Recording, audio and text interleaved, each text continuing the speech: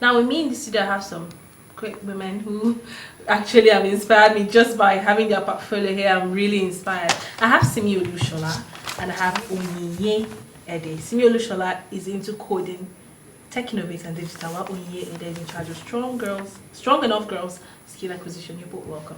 Thank you very much. Thank you for joining us. Thank you. Well, I'll start with you, Simi. Coding and texting and digital tech innovate is something they affiliate to boys. And I thought girls were not smart enough to do those things. Coming from my family. No, I want her to buttress our point. Exactly. That girls can. Girls can. I really admire. When I saw it, I was like, wow, I can't wait to have her here. How has it been so far? Okay, so first, I maybe correct so I'm not into coding. Okay. So a lot of people always make that mistake. Okay. Anyways, but it's I know a bit of code. Like I probably put together a small website that doesn't have a lot of functionalities, but I train girls to code. So I run a not-for-profit where one of our projects is training girls to code. So we have an academy in Niger State and in Kaduna State. So we work with girls from low-income families and in underserved locations, which is why we're in Mina and Kaduna. So we train the girls to code. So we work with girls who literally have never touched a computer before in their lives. And we train them to, so we work with them for 6 months to the point where they can build a website from the scratch from themselves. So it just goes to answer the question. Yes, of course we're smart enough. Like, I don't know where that thing came from of thinking girls really shouldn't be techies. I mean, we were the first computers. Women were. If you've all seen the movie Hidden Figures, women were the first people to be called computers. Because we were the ones doing all the math. I mean, all of that. So it was our space. And then when it was obvious that it was a lucrative space. We know what happened. Our dear men, sort of, and women, in that self-deprecating way that or habit that we have, we sort of moved to the back. But no, we're just trying to bring more women back to that space. And so that's what I mean. So yes, it's girls can code. Girls do fantastic at code. And so I mean, Tech Women Lagos is a project being like Big Cabal. So, Okay. And now and they're just projecting women who can code. So that shows you that really, not women, like women in tech. It shows you that there's room for us to thrive, grow, shine, and everything. So one quick question: when you came up with this idea, why just girls? So at the time, it was in 2014. Yeah, so I'd gone to volunteer. I was living in one village, Agogo, in Ghana. Yeah, I left my own Nigeria. A village. And I'd met someone, Regina Ajari. She's one of the top women in technology in Africa. And she had come to one of the school I was working in that village to teach them how to code. And at that time, I realized I did not even know a single person, a female, that was a developer. So I looked up and that, wow, I actually know no one in Nigeria, no woman that is a developer. Maybe that was my fault then, because maybe I just didn't know people, or maybe it's the fact that women, we tend not to blow our horns. Mm-hmm. We tend to be very humble. We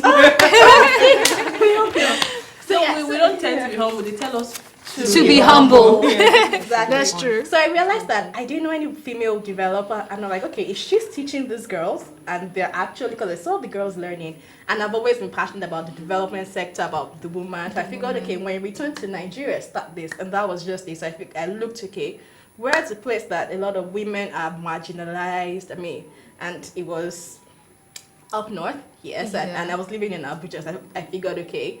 So that's how we started. So we started with Niger State, now we're in Kaduna, we're hoping to move to other states. So that's how it happened. I saw what someone was doing and I realized, okay, there's this gap. And then technology is an enabler. It was something. So for us, it's not even just about teaching women to code, but them to be able to harness technology, to be able to achieve a whole lot of other things. Because I mean, I don't tout technology as the solution to everything. It's an enabler. And then there are skills that it can use to do other things. But that was how it started. October 2015, we opened the first academy in Mina, and here we are.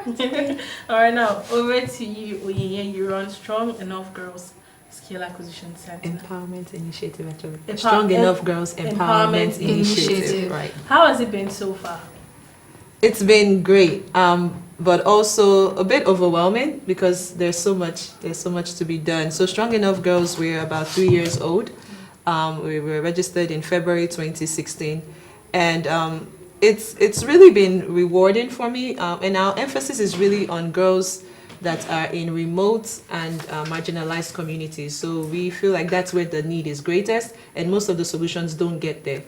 So for me, when I started it, the whole idea of Strong Enough Girls is like has been mentioned, that girls can. I started Strong Enough Girls right after Michelle Obama had this big campaign about why, like she said 62 million girls, but we know that over 120 million girls are out of school. But I was curious to know, like, why are girls out of school? And then back in 2012, I traveled to Kenya. I spoke to a group of girls. They were orphans. And I asked them about issues going on in your community and in your schools. And they told me stories like when they need help with homework, they go to a boy in the classroom. And to say thank you to him, they felt like they had to use their bodies to say, yes, like these were teenage girls. And one of them had recently gotten pregnant. And so I asked, okay, how about girls in your class that get you go? But it never occurred to them that I can actually ask for help from another girl. And they also didn't think other girls are smart enough. So, and so that's with the adolescent girls. And I left there feeling like, okay, the issue is not about guys. I'm not against guys. We need to teach girls to know and own their strengths. So for me, it was helping young girls know that another girl can be a resource to you. And even if a guy helps you, your body is not the only way to say thank you to him. And also because my background is in public health, I'm very passionate about improving sexual and reproductive health. And then on the young women's side, I realized that we're not supporting each other. Women are... We tend to talk about each other more than we help each other. And also this was around the time Hillary Clinton was running for president, because I was in the US, and so all over the world I just noticed that women are not doing enough for each other. So that's where Strong Enough Girls Empowerment Initiative came about. And over the years it's been great. Right now we have 3 areas that we focus on: education, health, and life skills development. So maybe that's where the skills acquisition came in. So for education, we sponsor girls in school.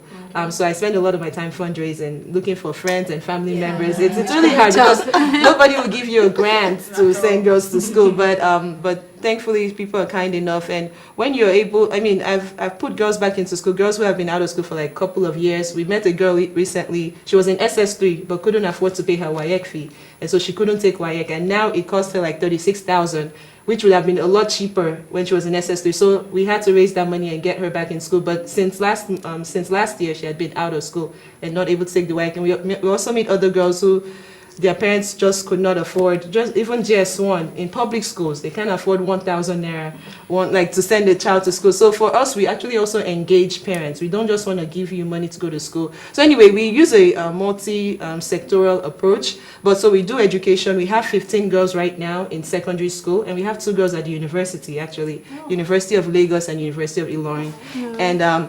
And then we do health education. So every month we go into public schools and 1 private school to talk about family life and HIV education, which is also known as sexuality education, not promoting sex per se, but it's just educating young people about your bodies, especially as a JS1 student. Even, I mean, now in primary school, girls are developing, boys are also developing, your hormones are reacting. So for us, it's really equipping young people with the skills and the knowledge to have the best health. I get tired of seeing that women carry the greatest burden of HIV infections, teenage pregnancy, all of the negative statistics. When you look at it, it falls mostly on the women. So for me, so Strong Enough Girls, and then life skills development, public speaking.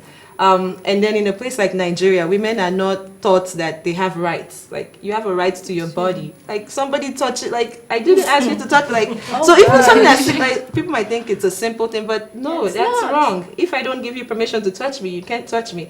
And then speaking up in class, when I go to schools, I'm always asking for feedback, but the girls are always quiet. And boys will be answering questions on menstruation even.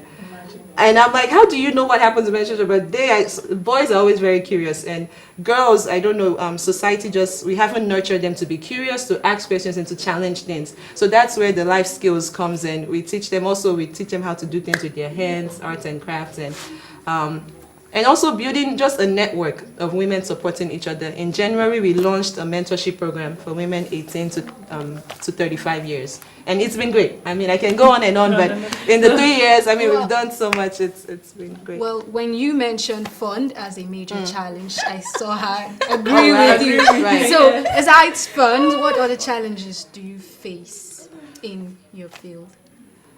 Yes, I think, well, recently with the mentorship program, a challenge with women really knowing that you have a platform to speak and that your voice matters. So I think helping women own their voices and just speak out for.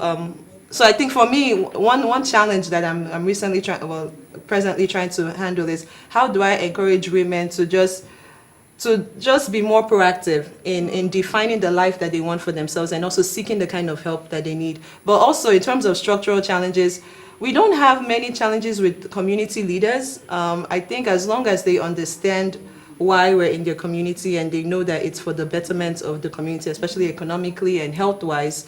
But I think our biggest challenge is funding and also, volunteers.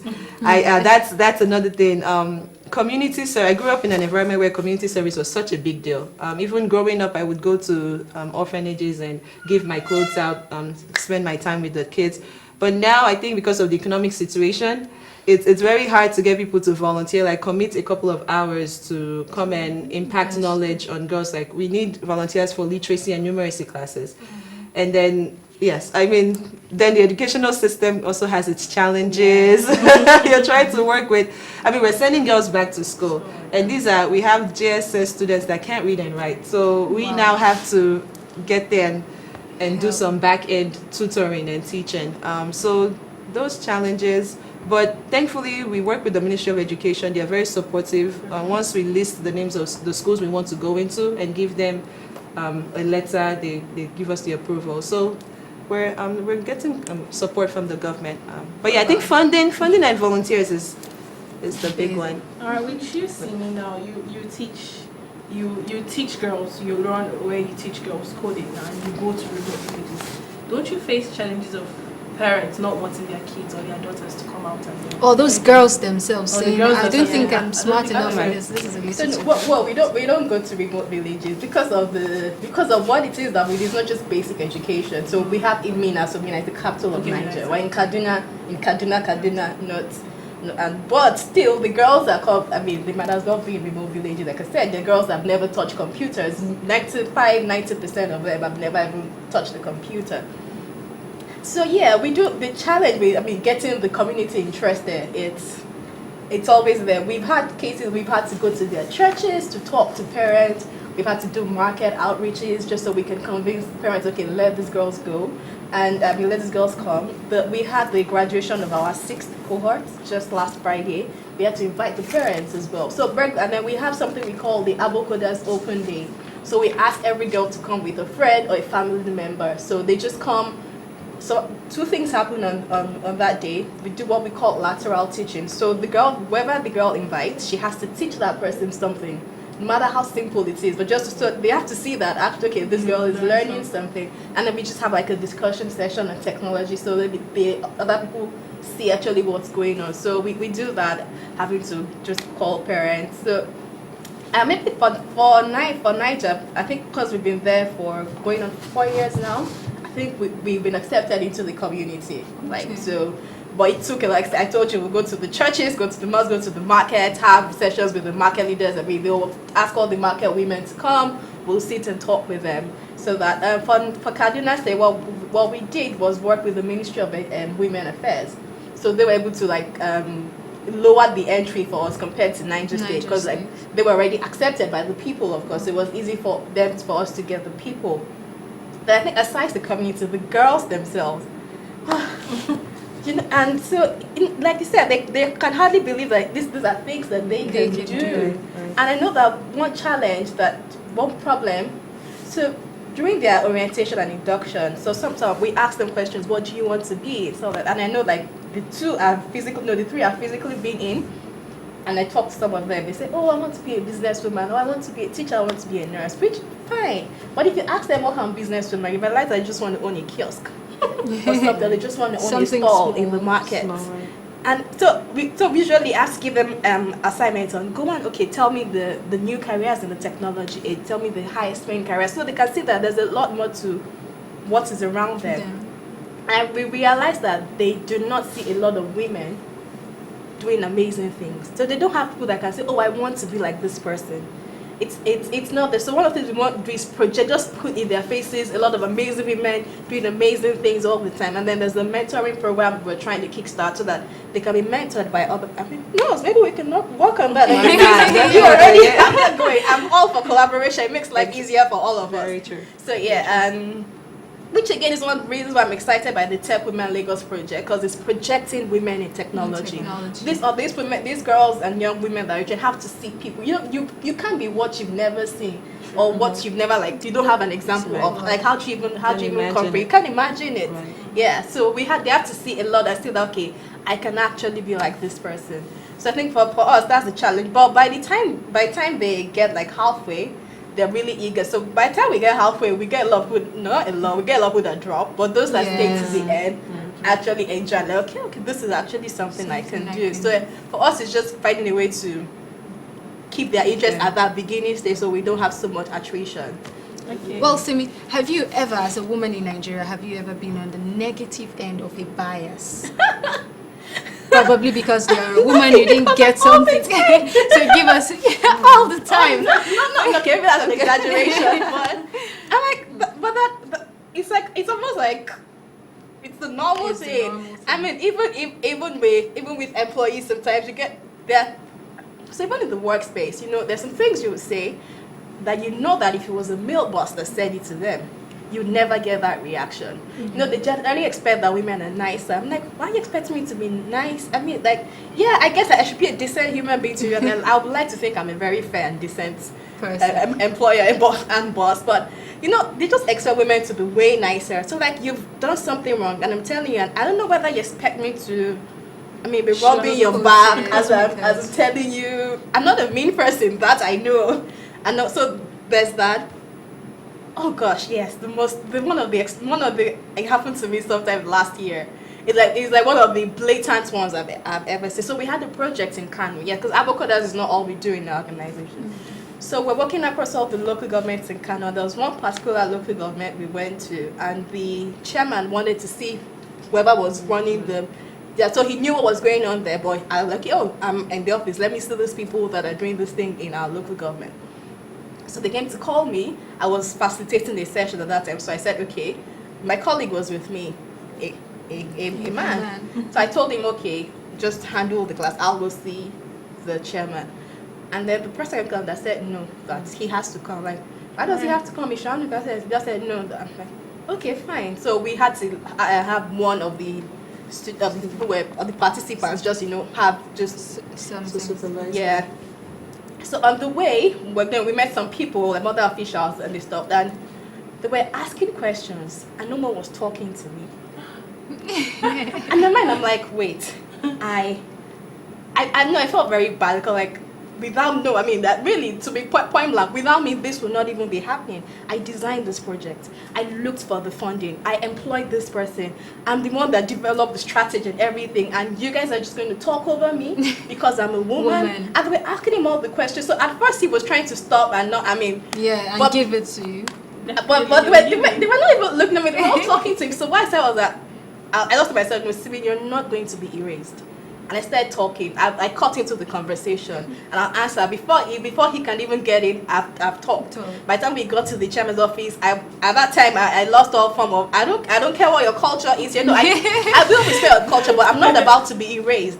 Especially not it's something that I've put so much effort in. So I got to the chairman's office. I even started the conversation. I wasn't going to let it. I wasn't even going to let him. Let them start. So I started, and I realized that a lot of women, when that happens to us, just keep quiet. But I thought to myself, no, that was why to myself, Simi, you will not be erased. I'm not going to let you talk over me, and not especially for something that belongs to you. Yeah. Can I say something on that? Yes, I think so. Sometime last year, where I was staying, we have security guards, and I was talking to my neighbor, a male neighbor, outside one morning, and the security guard passed by, and he said, "Good morning, sir." and that was it. I mean, I was here talking to. So I looked at my neighbor and I said, "Did you notice what just happened?" He's like, "What? What happened?" Oh, And I'm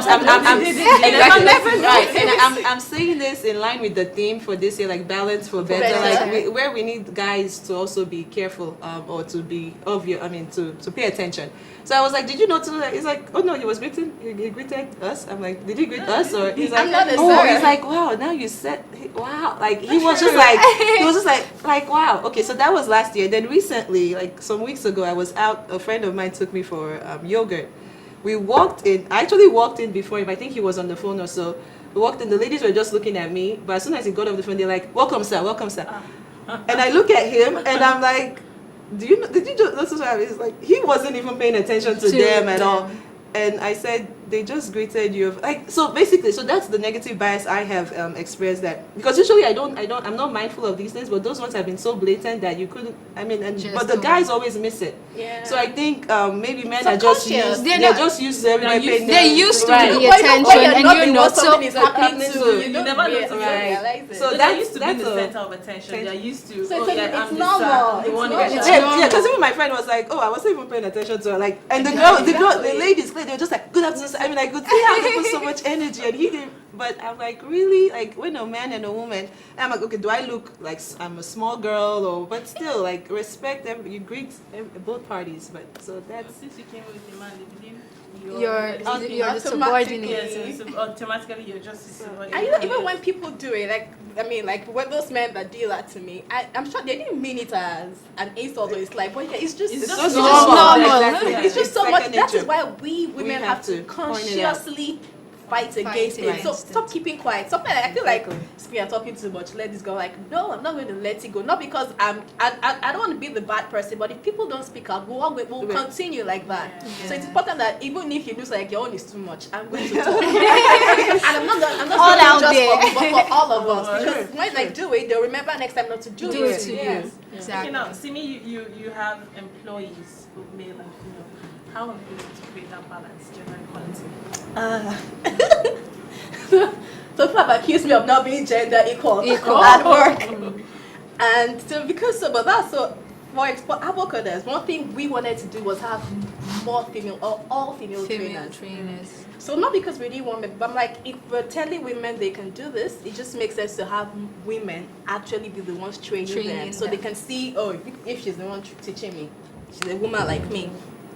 If she can know this, I should be able to. So because of that, we had that. So we brought on the first male in that team just last year. The team is made up of 6 people. That's minus me, and we have just one male. So and then generally, I think in the entire organization we're 11. So we have just 2 men. So I don't know. But see, it wasn't deliberate. For the rest of the team, it wasn't. For avocaders, it was deliberate, and that's like we like I said, we have 6 people on just that project, and then the remaining 5 of us are on other projects, and also operations, HR, finance, and so avocado is actually the main reason for that. And that one, it's just what it is. It's never going to change. We're always going to have more female trainers training the girls if we're trying to pass across the message. Finally, time is running out. Before we go now, I'm really enjoying this conversation. But now to you, Onyinye, you deal with a lot of schoolgirls. Now, what do you do when you find these stereotype career choices? How do you handle it for girls? Yes, and it's a good question, and I think the answer is really role models. And so for us, we're very intentional about taking ourselves to the girls, because many of these girls don't have access. So we get role models to go. Like for this mentorship program, we have 15 mentors plus myself 16, and they're all over the world.